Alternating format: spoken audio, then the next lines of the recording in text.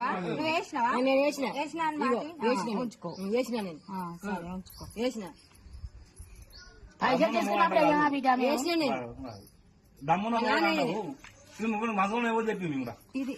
మాటేసి మీ నాన్న పేరేంది మాటేడి నర్సమ్మ. నేను వంశవాళ్ళు ఇవ్వరు, నువ్వు రమ్మని ఇవ్వరు, వచ్చి అడుక్కునేందుకు చెప్పు. 3,000 లెక్క పెట్టుకో. రేపు ఉండే డబ్బులు ఇమ్మడి చేస్తారు రేపు పూర్తిగా.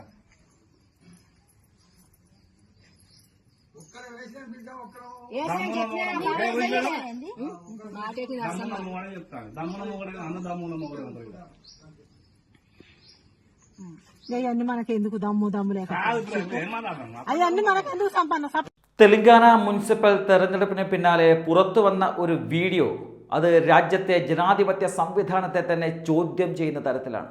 മഞ്ചേരിയാൽ മുനിസിപ്പൽ കോർപ്പറേഷനിലെ 9ാം ഡിവിഷനിൽ പരാജയപ്പെട്ട BJP സ്ഥാനാർത്ഥിയായ ജാഡി തിരുപ്പതിയുടെ ഭാര്യ രൂപ തിരുപ്പതി വോട്ടർമാരുടെ വീടുകളിൽ നേരിട്ടെത്തി വോട്ട് ചെയ്യാൻ നൽകിയ പണം തിരികെ നൽകണം എന്ന ആവശ്യം ഉന്നയിക്കുന്ന വീഡിയോ ദൃശ്യങ്ങളാണ് സോഷ്യൽ മീഡിയയിൽ ഇപ്പോൾ വൈറലായിരിക്കുന്നത്. ഇത് ഒറ്റപ്പെട്ട ഒരു സംഭവമായി കാണാൻ സാധിക്കുകയില്ല. തെരഞ്ഞെടുപ്പ് പ്രക്രിയയെ മലിനമാക്കുന്ന BJPയുടെ ഗുരുതരമായ രാഷ്ട്രീയ സംസ്കാരത്തിൻ്റെ ലക്ഷണമായി കാണേണ്ടതാണിത്. വീഡിയോ പങ്കുവച്ച മാധ്യമപ്രവർത്തക രേവതിയുടെ പോസ്റ്റിൽ വോട്ടർ പട്ടിക കയ്യിൽ പിടിച്ചെത്തുന്ന രൂപ തിരുപ്പതി ഒരു വയോധികയോട് ദൈവനാമത്തിൽ സത്യം ചെയ്യുവാൻ ആവശ്യപ്പെടുന്നതാണ് കാണുന്നത്. തൻ്റെ ഭർത്താവിനാണ് വോട്ട് ചെയ്തതെന്ന് സത്യം ചെയ്യണം, അതല്ലെങ്കിൽ 3000 രൂപ തിരികെ തരണം എന്ന വാക്കുകൾ ജനാധിപത്യത്തെ അവഹേളിക്കുന്നതാണ്. BJPക്ക് വോട്ട് ചെയ്തില്ലെന്ന് വയോധിക സമ്മതിച്ചതോടെ നൽകിയ പണം തിരികെ വാങ്ങുകയും അത് ഒരു രജിസ്റ്ററിൽ രേഖപ്പെടുത്തുകയും ചെയ്യുന്ന കാര്യങ്ങൾ ഈ വീഡിയോ ദൃശ്യങ്ങളിൽ വ്യക്തമായി കാണുന്നുണ്ട്. വോട്ട് ഒരു വ്യക്തിയുടെ അടിസ്ഥാന അവകാശമാണ്. അത് വാങ്ങാനും വിറ്റഴിക്കാനും പാടില്ലാത്ത ഒരു സ്വാതന്ത്ര്യമാണത്. എന്നാൽ അതിവിടെ വിലക്ക് വാങ്ങുന്ന അതീവ ഗുരുതരമായ ഒരു സ്ഥിതിവിശേഷത്തിലേക്ക് BJP കൊണ്ടെത്തിക്കുകയാണ്. ഈ ഒരു സംഭവം വെറും ഒരു സ്ഥാനാർത്ഥിയുടെ വ്യക്തിപരമായ നടപടിയായി കാണാൻ സാധിക്കുകയില്ല. തെരഞ്ഞെടുപ്പിന് മുമ്പ് പണം വിതരണം ചെയ്തതും പിന്നീട് പരാജയത്തിനു പിന്നാലെ അത് തിരിച്ചു പിടിക്കുവാൻ ശ്രമിച്ചതും തെരഞ്ഞെടുപ്പ് നിയമങ്ങൾക്കും അതുപോലെ തന്നെ ഇന്ത്യൻ ശിക്ഷാ നിയമത്തിനും വിരുദ്ധമായ ഗുരുതരമായ കുറ്റകൃത്യമാണ്. വോട്ടർമാരെ ഭീഷണിപ്പെടുത്തി പണം തിരികെ വാങ്ങുന്നത് വ്യക്തികളുടെ സ്വാതന്ത്ര്യത്തെയും സുരക്ഷയെയും ഭീഷണിപ്പെടുത്തുന്ന ഒരു പ്രവൃത്തി തന്നെയാണ്. പ്രത്യേകിച്ച് ഒരു വയോധികയോട് ദൈവനാമത്തിൽ സത്യം ചെയ്യുവാൻ ആവശ്യപ്പെടുന്നത് അത് ഒരു മാനസിക പീഡനത്തിൻ്റെ പരിധിയിൽ വരുന്നൊരു കാര്യം കൂടിയാണ്. തെലങ്കാനയിലെ മുനിസിപ്പൽ തെരഞ്ഞെടുപ്പിൽ കോൺഗ്രസ് 1537ഓളം വാർഡുകൾ നേടി വലിയൊരു വിജയം നേടിയപ്പോൾ BRS 781 സീറ്റുകളിലും BJP ആകട്ടെ വെറും 336 സീറ്റുകളിലുമാണ് ജയം നേടാൻ സാധിച്ചത്. ശക്തമായ പ്രചരണം നടത്തിയിട്ടും വെറും 13% വാർഡുകളിൽ മാത്രം BJPക്ക് വിജയിക്കാൻ സാധിച്ചു. ഈ ഒരു പരാജയം രാഷ്ട്രീയമായി വിലയിരുത്തേണ്ടതിന് പകരം വോട്ടർമാരെ കുറ്റപ്പെടുത്തുകയും പണം തിരികെ വാങ്ങുവാൻ ഇറങ്ങുകയും ചെയ്യുന്നത് ജനാധിപത്യത്തെ അപമാനിക്കുന്ന ഒരു സമീപനം തന്നെയാണ്.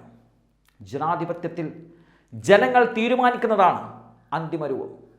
ജനങ്ങളുടെ വിധിയെ മാനിക്കാതെ പണം കൊടുത്തു, അതിനാൽ വോട്ട് ലഭിക്കണം എന്നൊരു ചിന്താഗതി അതാണ് ഇവിടെ പ്രത്യക്ഷമാകുന്നത്.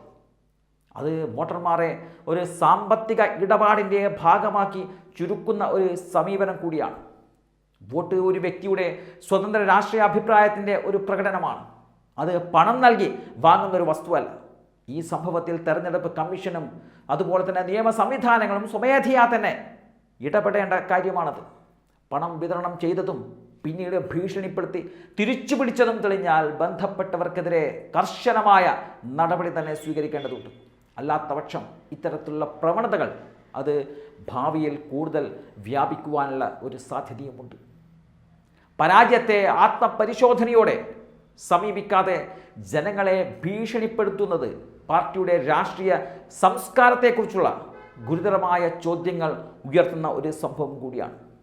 തെലങ്കാനയിലെ ജനങ്ങൾ തങ്ങളുടെ രാഷ്ട്രീയ തീരുമാനം വ്യക്തമാക്കി കഴിഞ്ഞിരിക്കുകയാണ്. അതിനെ മാനിക്കുന്നതാണ് ജനാധിപത്യത്തിൻ്റെ അടിസ്ഥാനമെന്ന് പറയുന്നത്. വോട്ട് ചെയ്യുവാനുള്ള അവകാശം പോലെ ആർക്ക് വോട്ട് ചെയ്യണമെന്നും ആർക്ക് വോട്ട് ചെയ്യാതിരിക്കണമെന്നും ഓരോ പൗരൻ്റെയും സ്വാതന്ത്ര്യമാണ്. ആ സ്വാതന്ത്ര്യത്തെ പണം കൊണ്ടും ഭീഷണിയാലും നിയന്ത്രിക്കുവാൻ ശ്രമിക്കുന്നവർ ജനാധിപത്യത്തിൻ്റെ ആത്മാവിനെ തന്നെയാണ് വെല്ലുവിളിക്കുന്നത്. ഇത്തരത്തിലുള്ള സംഭവങ്ങൾ രാജ്യത്തിൻ്റെ രാഷ്ട്രീയ സംവിധാനത്തിന് ഒരു വലിയ മുന്നറിയിപ്പ് കൂടിയാണ്. തെരഞ്ഞെടുപ്പ് വിജയമോ പരാജയമോ രാഷ്ട്രീയത്തിൻ്റെ ഒരു ഭാഗമാണത്.